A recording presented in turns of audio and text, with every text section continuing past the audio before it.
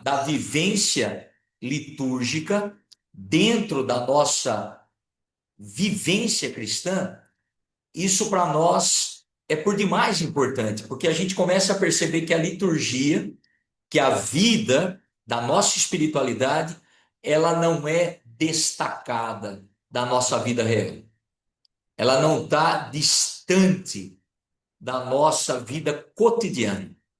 E a liturgia ela vai nos desafiando, assim como a espiritualidade, a não sermos meros ouvintes ou meros espectadores da liturgia, mas homens e mulheres que celebram a liturgia.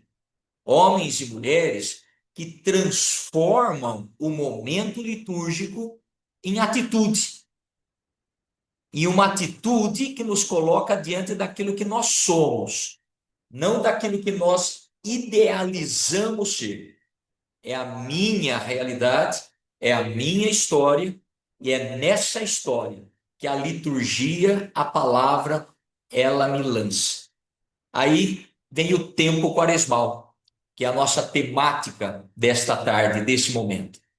Tempo de quaresma é um tempo belíssimo e é um dos tempos mais fortes que a liturgia nos oferece.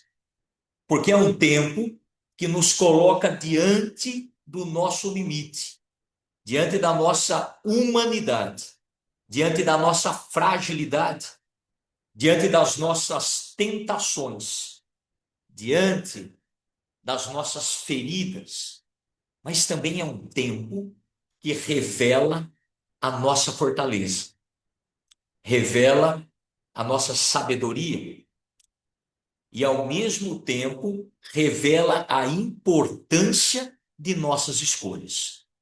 A liberdade, o livre arbítrio de uma escolha responsável e de uma escolha não só de um sim dado. Ah, eu quero ser cristão. Ah, eu quero ser discípulo. Eu quero ser discípula de Cristo. Não, eu quero ser um homem novo. Eu quero ser uma mulher nova. Não é simplesmente um querer, mas é algo vivencial. Que o meu sim seja sim. Que o meu homem novo aconteça. Que o meu discipulado ele de fato seja construído. E aí nós começamos a entender o porquê nós abrimos o tempo da quaresma com a quarta-feira de cinzas. O porquê que eu me coloco diante dessa liturgia e o significado de celebrar essa realidade com um propósito muito concreto de vida, com a meta de me tornar cada vez mais um homem novo, uma mulher nova, um homem, uma mulher comprometidos com a causa do Evangelho. Por quê? É preciso a conversão. É preciso que eu entenda a necessidade da minha conversão.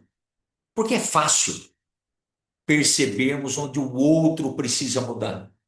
É muito tranquilo perceber aonde a irmã precisa se converter.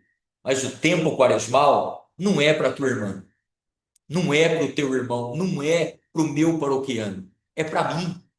É o padre Emerson que entra na quarta-feira de cinzas e é marcado pelas cinzas. É marcado numa liturgia na sua fronte e com um desafio muito concreto: do pó viestes e ao pó retornarás. Ou seja, esse momento de adentrar no tempo quaresmal, ele vai perguntar para você, como ele pergunta para mim, qual que é a tua origem? Da onde que você veio? Qual que é a tua essência? O que de fato você é diante de toda a humanidade? E é importante redescobrirmos a nossa origem. É importante redescobrirmos de onde nós viemos. Eu nunca me esqueço, e eu já partilhei isso várias vezes. um formador, um mestre de espiritualidade, ele disse para mim uma vez: Freizinho, nunca perca o teu primeiro amor. O dia que você perder o primeiro amor, você se tornará um funcionário do altar. E de funcionário, a igreja já está cheia. E é verdade. Na medida que eu esqueço a minha origem, na medida que eu esqueço a minha essência, na medida que eu esqueço o meu pó, da onde eu vim, eu tenho um sério risco de automatizar as minhas atitudes. Eu corro um risco de me tornar um homem de prática, mas vazio de espiritualidade, cumpridor de minhas obrigações, mas sem colocar amor naquilo que eu faço. Eu vou perdendo a minha vocação, porque eu perdi a consciência da minha origem. Então, do pó viestes, é do barro, é da fragilidade, é do humus. Por isso a palavra humildade. Qual é o meu barro? Qual que é a minha essência? E essa essência, esse barro, esse pó, se não fosse o sopro de Deus, o ruá de Deus, eu não seria nada, simplesmente pó. Ou seja, não esqueça, volta para a tua essência e não esqueça que sem Deus nós somos nada. Aí, além desse desafio do pó viestes e ao pó retornarás, ainda a imposição das cinzas, que inicia o tempo quaresmal, ele vai pedir para você e para mim: convertei-vos e crede, acredite no Evangelho. Se converta, mude de rota. E a conversão aqui, ela vem da palavra metanoia. É uma mudança de pensamento. É uma mudança interior. Porque a conversão, ela não vai mostrada simplesmente com gestos e um comportamento exterior. Sabe por quê? Porque eu posso cair simplesmente em uma apresentação. Eu modifico as minhas atitudes para ser visto, mas interiormente eu continuo o mesmo. A conversão, ela acontece dentro de mim. A conversão, ela é uma mudança do meu pensamento e da minha maneira de viver a minha espiritualidade. Não é mais uma realidade aparente, mas é uma realidade intrínseca, é dentro de mim. Convertei-vos.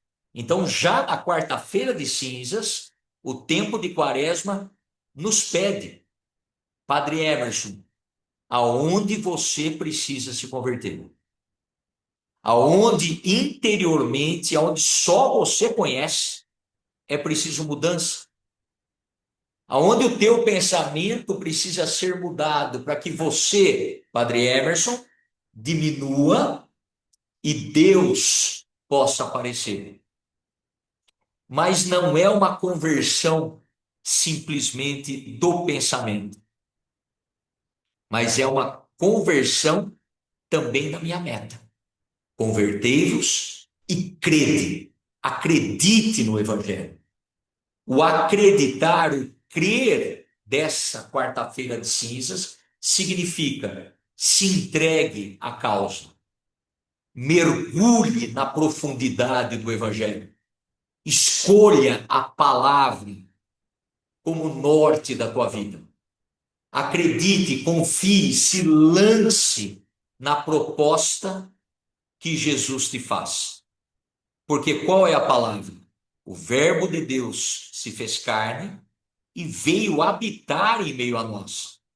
Então Jesus é o Verbo do Pai. Então confie nesse caminho. Se converta nessa verdade. Escolha esse estilo de vida. Então, o início do tempo quaresmal, nos pede isso logo na quarta-feira de cinzas. Eu costumo sempre dizer aqui na paróquia e para os nossos grupos: não entre no tempo quaresmal pensando que é um tempo de dieta, que é um tempo só de penitência que vai durar 40 dias.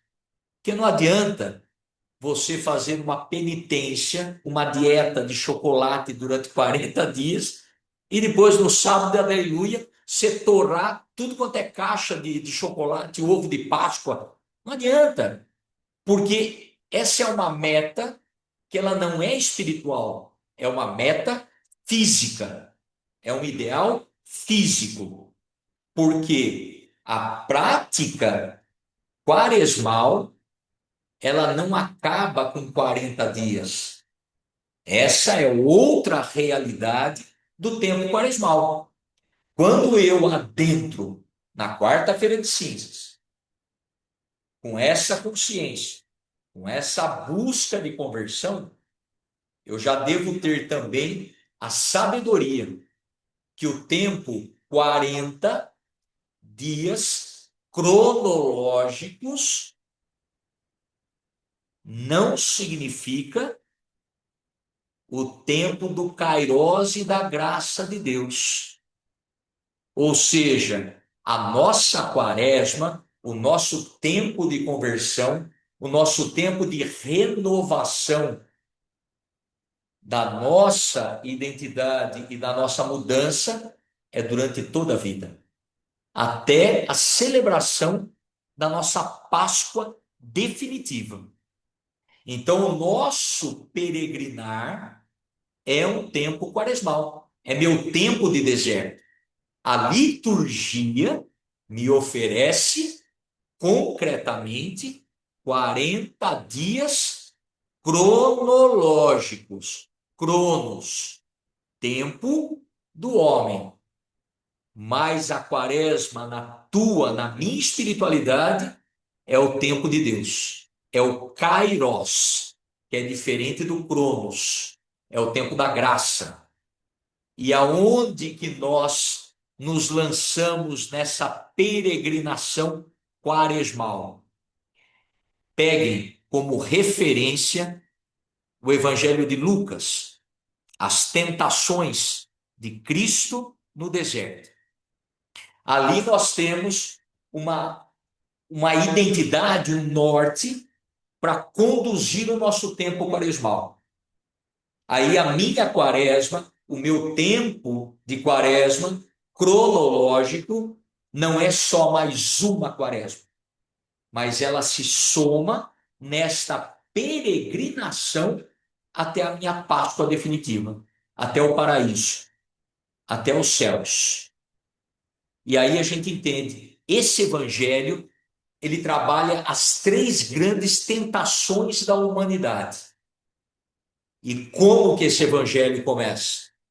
Jesus foi conduzido pelo Espírito ao deserto. Jesus foi conduzido pelo Espírito ao deserto.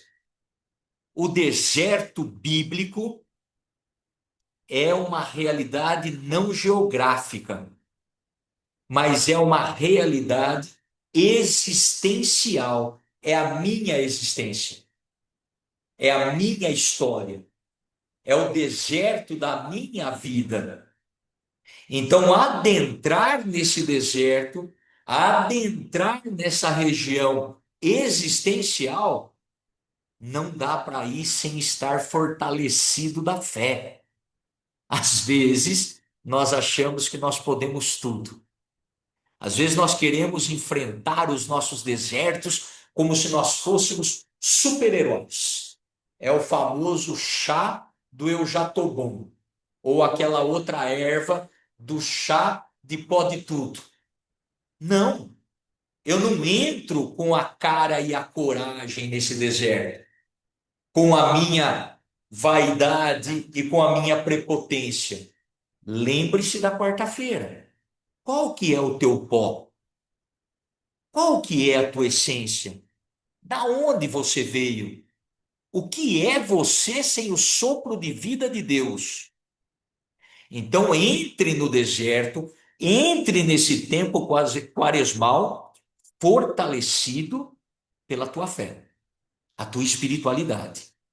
E aí nós podemos nos perguntar: qual é a nossa fé? Que tipo de espiritualidade eu vivo?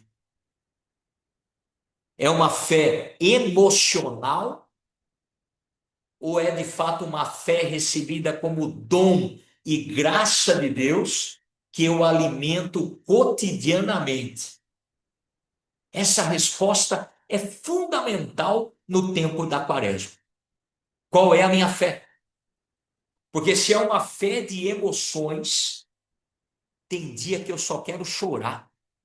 Tem dia que eu não consigo nem caminhar.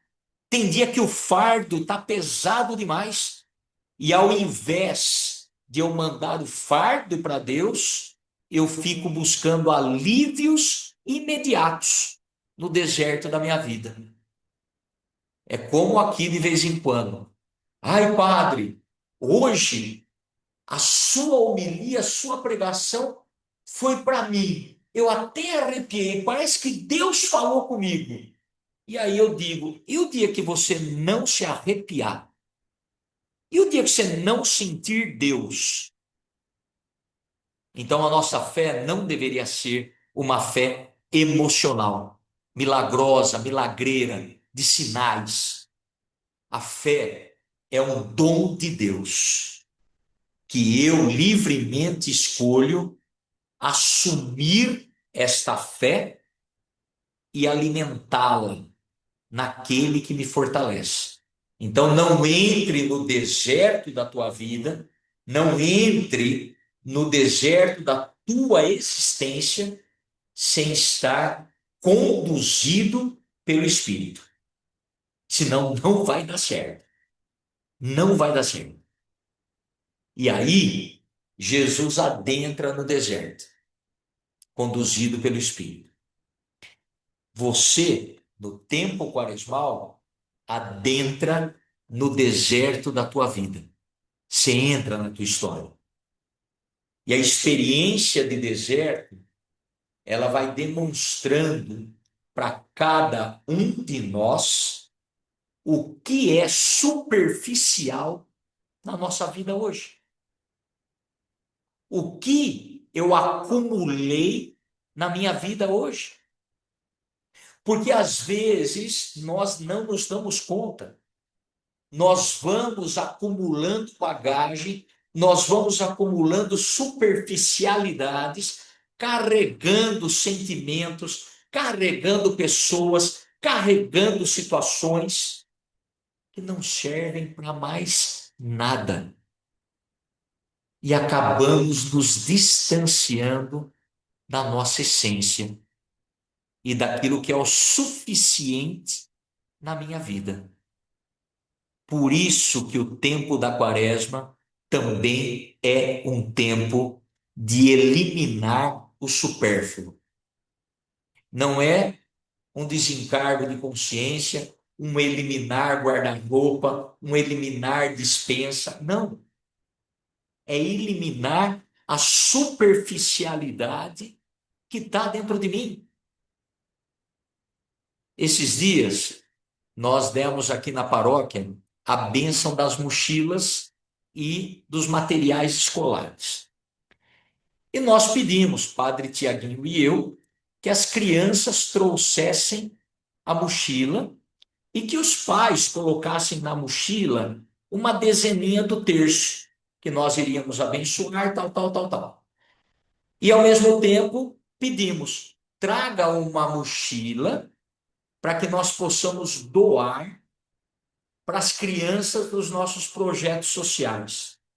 Porque da mesma maneira que o teu filho, a tua filha, quer uma mochila toda cheia de coisinha, a outra criança também tem o mesmo direito de querer algo diferente. Mas, por favor, eu disse, não me tragam mochila que o teu filho e a tua filha não usaria, porque o teu irmão não é descarte.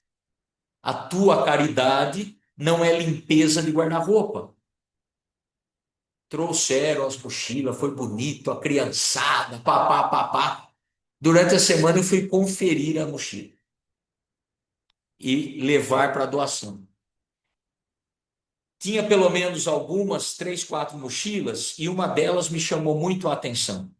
Zíper quebrado, sem a alça e sem as rodinhas. Esse final de semana eu vou levar na missa. E eu vou dizer, quem tem coragem de usar essa mochila? Quem tem coragem de receber essa realidade? Então não faça ao teu irmão aquilo que você não quer que ele faça para você. E dê na mesma medida com a qual Deus te mede. Porque com a mesma medida que medirdes, cedo ou tarde, você vai ser medido. Então, o tempo da quaresma me leva a esta reflexão da superficialidade da minha vida, para voltar naquilo que é essencial. E é interessante, porque quando Jesus entra no deserto, ele demonstra 3 tentações que mexem com a nossa humanidade. São 3 tentações, seduções, que mexem também com cada um de nós. Ou seja, ali no Filho de Deus também está a nossa humanidade, como no grito da cruz. Na cruz, quando ele grita, Pai, Pai, por que me abandonastes? Ele assume o teu grito, o meu grito, o grito de tantas e tantas pessoas na angústia do dia a dia. Assume na cruz a dor da nossa humanidade. Mas na cruz, nesse grito, ele nos ensina um amor e uma fé que vai além da dor. Porque daí ele diz: em tuas mãos eu entrego o meu espírito. Ou seja, a minha dor, o meu grito, ele encontra sentido na minha confiança de eu não estar sozinho. Por isso que entrar no deserto, por isso que entrar na tua existência, nesse tempo quaresmal, no teu deserto, só entre fortalecidos pelo Espírito Santo. Olha a primeira tentação. Se não mexe conosco. Você está com fome? Você tem fome? Então transforma a pedra em pão. A tentação do pão, o desejo de ter, o desejo de possuir, a ganância, as buscas de milagres acima de tudo, a falta de comprometimento, a falta de disciplina, a falta de assumir a responsabilidade que me foi confiado, a falta de descer da arquibancada da vida e parar de dar palpite e fazer o que tem que ser feito. E não esperar que alguém faça. Transforma a pedra em pão que tá bom. É rápido. Faz um milagre aqui. A fé não é miojo, macarrão instantâneo, que não sustenta. A fé é uma decisão. Então a gente começa a perguntar no deserto do tempo quaresmal: qual é a minha fé diante das minhas dificuldades? De que maneira eu enfrento os meus desafios? De que maneira eu atravesso a minha dor? Eu quero tudo rápido? eu exijo que façam isso.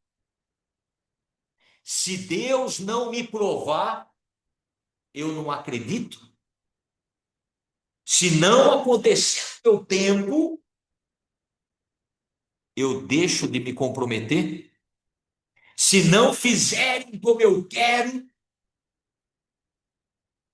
eu faço birra e fico com mimimi, chororô, nhenhenhê. Olha a primeira tentação: o pão, a ganância. E como que enfrenta essa tentação? Como que Jesus enfrenta e te ensina a cuidar dessa tentação? Não só de pão vive o homem, mas de toda a palavra que sai da boca de Deus. Percebem? Conseguem perceber que o tempo quaresmal ele nos educa a enfrentar os desafios e as nossas dores, não de peito aberto, mas alimentados pela palavra? Vamos ser sinceros. Todos os dias, todos os dias, nós temos a palavra do dia ao nosso alcance. O nosso diário tem todo dia a palavra. Quem de nós verdadeiramente, todos os dias, põe a palavra em prática? Quem de nós, todos os dias, tem a capacidade de chegar no final do dia e perceber qual foi a frase de hoje? Qual foi o fato de hoje? E qual é o fruto que eu estou colhendo antes de dormir? Está no nosso alcance. Então não é culpa de ninguém. É minha culpa de não vivenciar essa tentação com toda a palavra que sai da boca de Deus. Aqui eu costumo dizer assim, ó, não me venha com a historinha de dizer que a carne é fraca.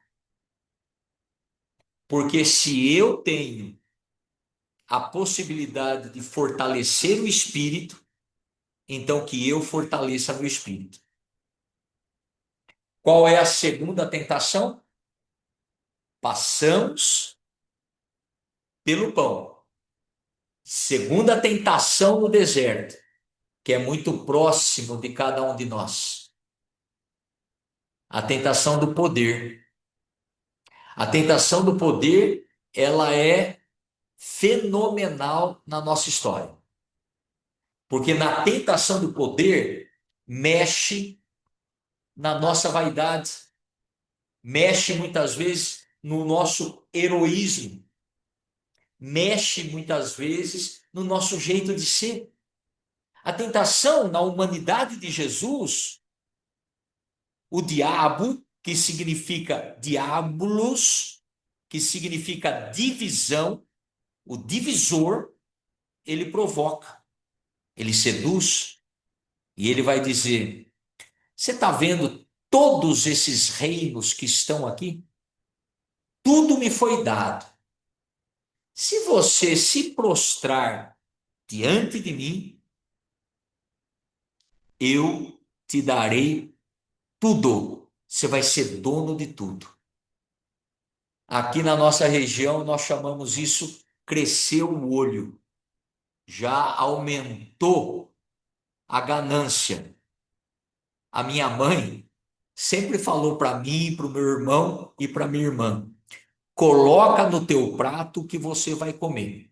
Não tenha olho gordo de encher o prato com aquilo que você não é capaz de comer.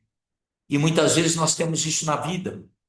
Nós crescemos em um ideal, mas não somos reais. Nós queremos algo no amanhã, mas eu não consigo fazer o meu melhor no presente. Eu idealizo um caminho, mas eu não quero me comprometer nos pequenos passos. Qual é a resposta de Jesus? Adorarás somente ao Senhor teu Deus. E por que que Jesus na palavra diz é impossível servir a dois senhores? É impossível. É necessário escolher a quem você quer servir. E isso entre nós é fundamental no tempo quaresmal, porque muitas vezes nós estamos com o pé em duas canoas. A canoa ela vai se abrindo, chega uma hora que eu tomo. Então é preciso decidir a quem que eu quero servir. Não dá para servir a Deus e ao mesmo tempo querer servir ao meu ego, à minha vontade, ao meu jeito de ser. Então, se eu entrei no deserto conduzido pelo Espírito, se na quarta-feira de cinzas eu comecei o meu tempo quaresmal marcado pelas cinzas, que pede a minha conversão, a consciência de onde eu vim, não dá mais para pôr remendo velho em roupa nova. Vai rasgar. Então não dá para trazer atitudes antigas que já me arrebentaram para essa realidade nova. Não dá para fazer de conta. O Evangelho tem uma palavra forte. Não dá mais para ser hipócrita.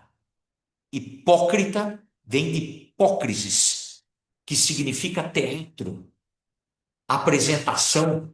Mas e a hora que fecha a cortina? E os bastidores?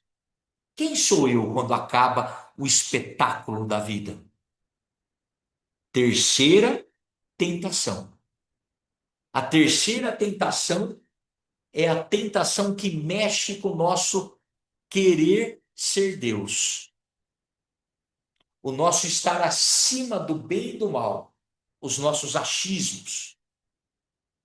É quando o diabolos, a divisão, chega para Jesus para seduzir a humanidade e diz: se você é Deus, se joga daqui para baixo, que certamente alguém vai vir te buscar.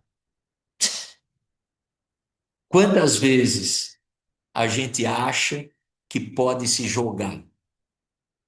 Quantas vezes já ouvimos essa frase: se você é homem, faz isso. Se de fato você é mulher de atitude, então faça isso. Se de fato você mudou, então me prove. O ser humano tem a maldita mania de ficar atrás de provas. E não é de hoje. Já no tempo de Jesus, Senhor, queremos um sinal. E Jesus diz o quê? Chega de sinais. Geração de cabeça dura. Eu não vou dar mais nenhum sinal. Se vocês entenderam até agora, o que vocês querem? E vamos ser sinceros, quem de nós que não tem a capacidade de discernimento entre o bem e o mal? Quem de nós, sinceramente, não sabe o que é certo ou errado? Quem de nós, no interior do seu deserto, não sabe se nós estamos manipulando ou não? Nós sabemos. E aí vem mais uma vez, não responda à sedução, à tentação da vida, confiando só na tua força. Olha o que Jesus nos mostra na terceira tentação. Não tentarás o Senhor teu Deus. Então não fica pondo a tua vida em prova. Não fica tentando o teu Deus. Porque às vezes o sinal que você está pedindo está um palmo diante dos teus olhos, mas você não enxerga, porque não é o sinal que você espera, mas talvez é o sinal que você precisa. E aí A beleza desse combate espiritual, porque entrar no deserto é uma luta. O evangelho ele vai terminar como? O diabo se afastou para voltar no tempo oportuno. Então aqui fica muito bem claro: a quaresma não é um tempo cronológico. Não são 40 dias que vai terminar na quinta-feira santa, na instituição da Eucaristia, na lavanda dos pés. Não. A quaresma é durante toda a nossa peregrinação. O tempo da graça é durante toda a nossa trajetória, até quando celebrarmos a nossa Páscoa definitiva. E aí a igreja nos oferece, durante todo esse tempo quaresmal, seja dos 40 dias cronológicos, como durante o nosso tempo do Kairós, da graça de Deus até a nossa morte. As três práticas que não deveríamos jamais perdê-las de vista. A oração. A primeira prática, a oração. A oração pessoal é fundamental. E não é quando dá tempo. É determinado. Não é quando dá. Não, não. É você que escolhe. O tempo é você que determina. A disciplina na oração, ela é fundamental. Faz muito tempo que eu não vou na fazenda, né? Mas sempre quando eu tenho a oportunidade de estar na fazenda, que os meninos ou as meninas vêm partilhar alguma coisa que entra no campo da crise, eu sempre pergunto, como que está a tua oração pessoal? Não a tua oração por obrigação. O terço, os momentos comunitários, o momento da Santa Missa, esses são momentos da comunidade, que muitas vezes eu acabo indo para ninguém ficar me corrigindo ou pegando no meu pé, para fazer a boa fita com o meu coordenador, o meu responsável. Então, essa realidade, ela só tem um sentido quando a minha vida de oração pessoal, quando ninguém está me vendo, ela está firme. Por que que Jesus fala no Evangelho, quando orardes, não precisa grandes discursos, grandes espetáculos, não precisa um mega show de oração. Entra no teu quarto, entra no coração, e ali você faz a tua oração, porque o teu Pai que está nos céus te dará a tua recompensa. Ponto. E essa oração, como que está na nossa vida? E essa oração pessoal que está, tempo de quaresma, é esse tempo de mudança, conversão. Se preciso for, coloca o propósito da oração pessoal. Segunda prática quaresmal, o jejum. A prática do jejum é fantástica. Por quê? A prática do jejum nos ajuda a lidar com as nossas paixões desordenadas, porque nos coloca diante dos nossos limites, nos coloca diante daquilo que de fato é preciso ser mudado, mexe com a gula, mexe com a ganância, mexe também com a renúncia. Por isso que não é dieta, por isso que não é por um tempo. Não dá. É uma prática. É uma prática. E o próprio Jesus falou isso. Quando jejuardes, não precisa fazer cara de coitadinho. Ah, estou com fome. Ah, o cabelo descabelado, aquela cara de que parece que está subindo a serra e morrendo. Não, ninguém precisa ver. Não é para ser visto. Quando jejuardes, não precisa se descabelar, ficar fedido. Pelo contrário, cuide. Ali até fala, passe perfume, porque o teu Pai que está nos céus já está vendo. Ninguém mais precisa ver. E por fim, a terceira prática, quaresmal, a caridade.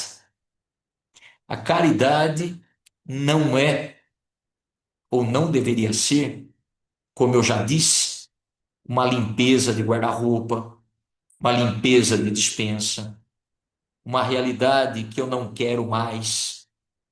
Mas a caridade é fruto da compaixão, é fruto da palavra que diz concretamente: eu tive fome, eu tive sede, eu estava pelado, eu estava preso, eu estava enfermo. A caridade, ela tira a frieza do nosso coração. Ninguém é indiferente. A caridade, ela demonstra que o nosso coração é de carne, não é de pedra. A caridade faz com que eu veja no outro a necessidade dele, não o que eu quero que ele sinta. A caridade é muito diferente de dó e de pena, porque a dó e a pena já é um sentimento que me coloca acima das pessoas e me faz olhar de cima para baixo. A caridade faz com que eu veja olho no olho e busque a essência do meu irmão, da minha irmã, da mesma maneira com a qual Deus me olha. Por isso, o mandamento maior da lei de Deus é a regrinha de ouro: amar a Deus acima de tudo e ao teu próximo como a ti mesmo, como eu vos amei. E aí a gente percebe por que que Jesus deixa tão claro que a fé sem obras, ela é morta, ela é seca, ela é estéril, porque não é fé, é um devocionismo egocêntrico que gira em torno de mim mesmo, mas não é cristocêntrico, gira em torno de Cristo. Tudo gira em torno de ti. Filhos de Deus, foi um pouco isso que eu pensei. Eu já vi aqui no horário que eu avancei pra caramba, que é outra coisa que eu preciso trabalhar também na minha conversão. Então, gratidão pela unidade, pela paciência, e ao mesmo tempo fica aí esse espaço para um feedback